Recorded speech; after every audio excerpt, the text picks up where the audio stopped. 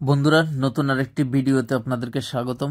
আপনারা কি জানেন মাত্র কয়েকটি সহজ স্টেপ ফলো করলেই দারুণ একটি প্লাজো প্যান্ট তৈরি করা যায়? আজ আমরা তৈরি করতে চলেছি ট্রেন্ডিং এবং স্টাইলিশ ডিজাইনার প্লাজো। যদি আপনি চান একদম পারফেক্ট কাটিং ও ফিনিশিং সহ প্লাজো তৈরি করতে, তাহলে এই ভিডিওটি শেষ পর্যন্ত দেখুন।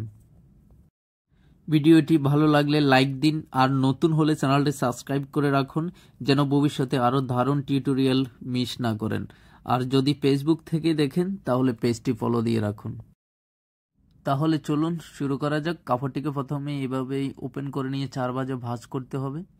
এটা এখন 4 ভাঁজে আছে, দেখুন। হ্যাঁ, এটা হলো ওপেন সাইড, আমি যে পাশে আছি এটা ফোল্ড সাইড।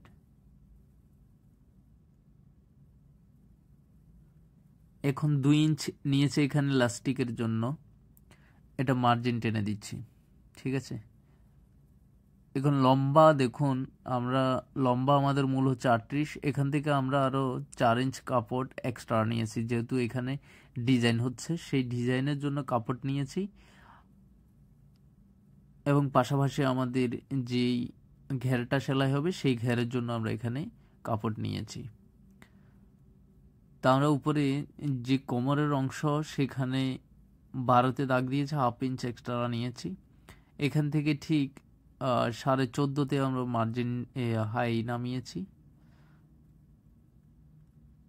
এখন আমাদের এখানে হলো যে মূল কামিজের বডি হচ্ছে 38, 4 ভাগের 1 ভাগ নিয়েছি আমরা 9.5, তারপরে এক্সট্রা 6 ইঞ্চ নিয়েছি। 6 ইঞ্চ থেকে এখানে 1.5 ইঞ্চি হাইয়ের জন্য রেখেছি।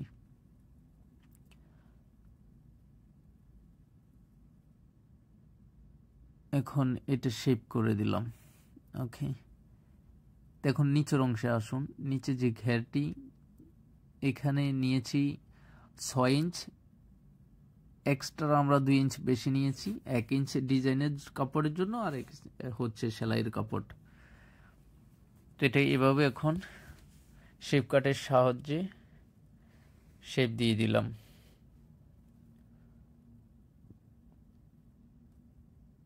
এখন কাটিং করে নিচ্ছি, একদম দাগ বরাবর কাটিং করে নিতে হচ্ছে।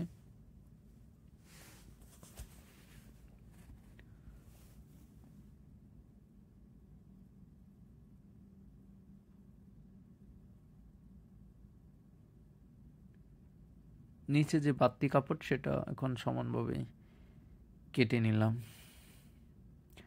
তা আমাদের প্লাজো প্যান্ট অলরেডি কাটিং হয়ে গিয়েছে। এখন এটাকে আলাদা করে নিচ্ছি। দেখুন, একটি পার্টে এখন আমরা মার্জিন টেনে নেব, কিভাবে আমাদের ডিজাইনটি করতে হবে। এখান থেকে 7.5-এর মধ্যে দাগ দিয়েছি, ঠিক আছে। এটা মাঝখানে আরেকটা দাগ টেনে দিই সুবিধার জন্য। এখন ঠিক স্কেলটাকে এইভাবে বসাবো, এভাবে বসিয়ে দাগ টেনে দেব।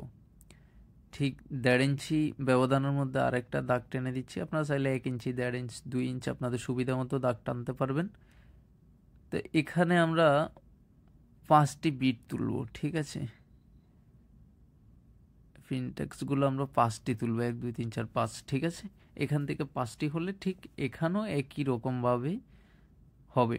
লক্ষ্য রাখবেন, এটা যত আপনার একদম সমানভাবে হয় ততটাই সুন্দর হবে।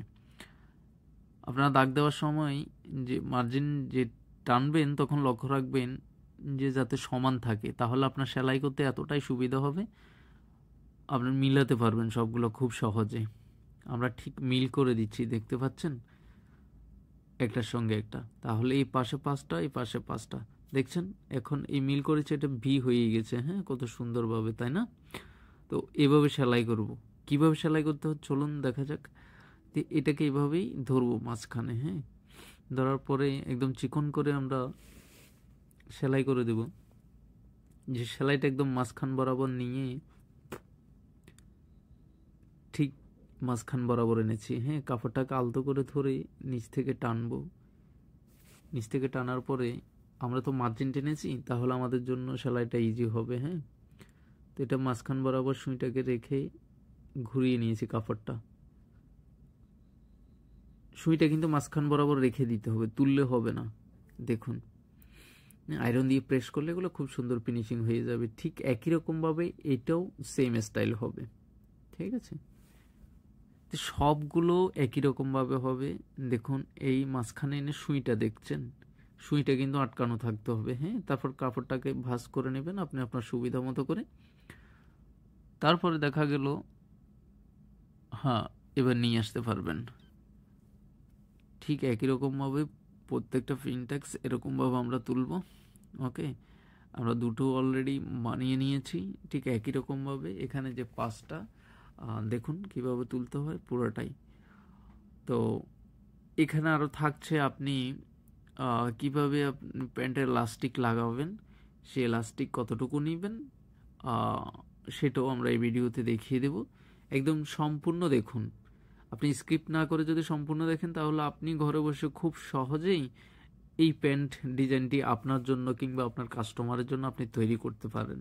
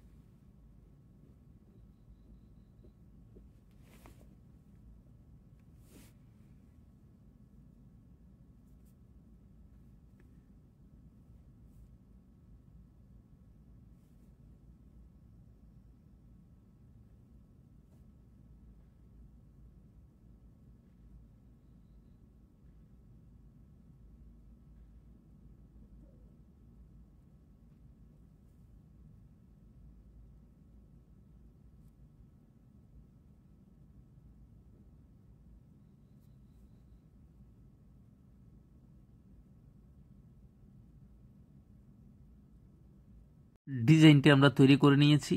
এখন লম্বার মাপ দেব। এখান থেকে ঠিক 38 দাগ দিচ্ছি। বাকি যে 2 ইঞ্চ এটা হচ্ছে নিচে ঘেরের জন্য, ঠিক আছে। দেখুন যেভাবে আমরা মাপ দিয়ে কাটিং করেছি ঠিক একই রকমভাবে আছে। আমাদের নিচে 6 আর বাকি এখানে আমরা এক্সট্রা সেলাইয়ের কাপড়ের জন্য রেখেছি। এখন নিচে ঘেরে সেলাইটা দেব। চলুন তাহলে নিচে ঘেরের সেলাইটা শুরু করা যাক। এটাকে প্রথমে এভাবে এক ভাঁজে ধরে সেলাই করে দিবেন।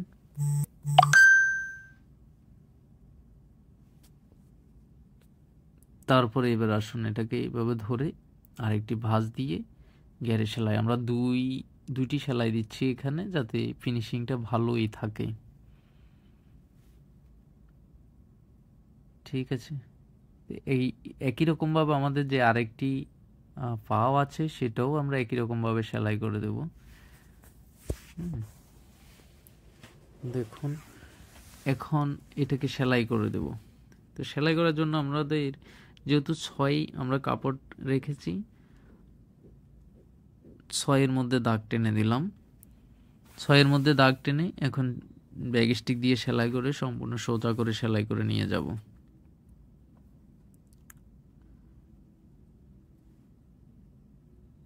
ঠিক আছে, সেলাই কিন্তু ডাবল দিবেন, কেমন? অবশ্যই সেলাই ডাবল দিতে হবে। ঠিক একই রকমভাবে ওই পাউটিও সেলাই করে নেব। তো ওটা সেলাই আমরা করে নিয়েছি। তো এটা এখন জয়েন করব। হাই এখন আমরা জোড়া দেব। তো এটার জন্য এই পার্টটাকে আমরা উল্টিয়ে নিয়েছি, ঠিক আছে।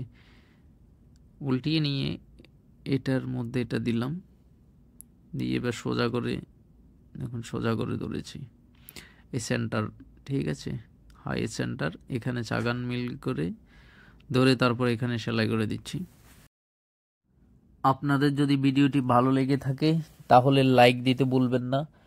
আরও এমন সুন্দর ডিজাইন ও কাটিং টিউটোরিয়াল পেতে চ্যানেলটি সাবস্ক্রাইব করুন এবং পাশে থাকা বেল আইকনে ক্লিক করুন যেন নতুন ভিডিওর নোটিফিকেশন সবার আগে পান। আর যদি ফেসবুক থেকে দেখে থাকেন তাহলে পেজটি ফলো দিয়ে থাকুন।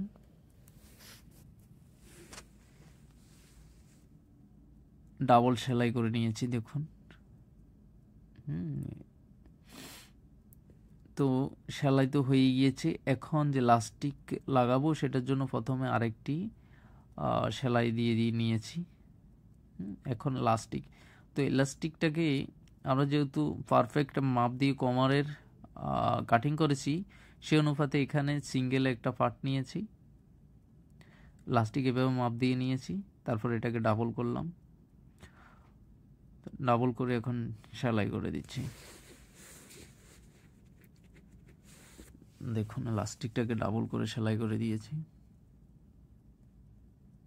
এখন লাস্টিকটাকে এইভাবে বসাবো।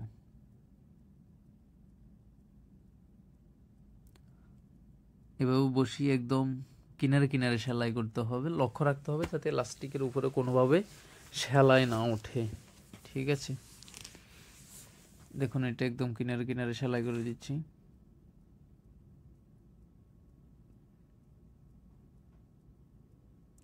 পুরোটা এভাবে কিনারে সেলাই করতে হবে। রাবার উপরে যদি সেলাই পড়ে তাহলে আপনি রাবারটা মুভ করতে পারবেন না। তো সেই ক্ষেত্রে সেলাই দিতে আপনি ওভাবে হিসাব করে সেলাই দেবেন। দেখুন রাবারটাকে টান দিয়ে কাপড়গুলো আমরা এখন ভাঁজ করে নিচ্ছি।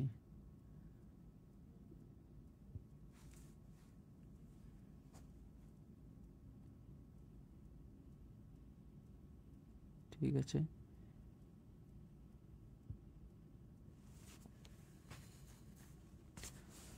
এভাবে টান দিয়ে দিয়ে রাবারটা লাগিয়ে নিতে হবে। রাবার লাগানো দেখুন, দেখছেন এভাবে লাগালে রাবারটা মুভ করছে, তাহলে কুচিগুলো সমানভাবে বসেছে। হ্যাঁ, এখন মাঝখান দিয়ে আরেকটি সেলাই দিব যাতে খুব সুন্দরভাবে কুচিগুলো আরও বসে যায়। রাবারটাকে এভাবে ধরে সোজা করে টান দিয়ে ধরে তারপর মাঝখান দিয়ে সেলাইটা দিতে হবে। তো বন্ধুরা, আজ আমরা শিখলাম কিভাবে সুন্দর ও স্টাইলিশ ডিজাইনার প্লাজো তৈরি করতে হয়। আশা করছি আপনাদের জন্য এই ভিডিওটি উপকারী হয়েছে। যদি আপনাদের কোনো প্রশ্ন বা মতামত থাকে তাহলে নিচে কমেন্টে জানাতে ভুলবেন না। আর যদি ভিডিওটি ভালো লেগে থাকে তাহলে একটি লাইক দিন, শেয়ার করুন এবং আমাদের চ্যানেল সাবস্ক্রাইব করে পাশে থাকা বেল আইকন প্রেস করুন যাতে নতুন নতুন ডিজাইনের আপডেট সবার আগে পান। যদি ফেসবুক থেকে দেখে থাকেন তাহলে পেজটি ফলো দিয়ে রাখুন। ধন্যবাদ।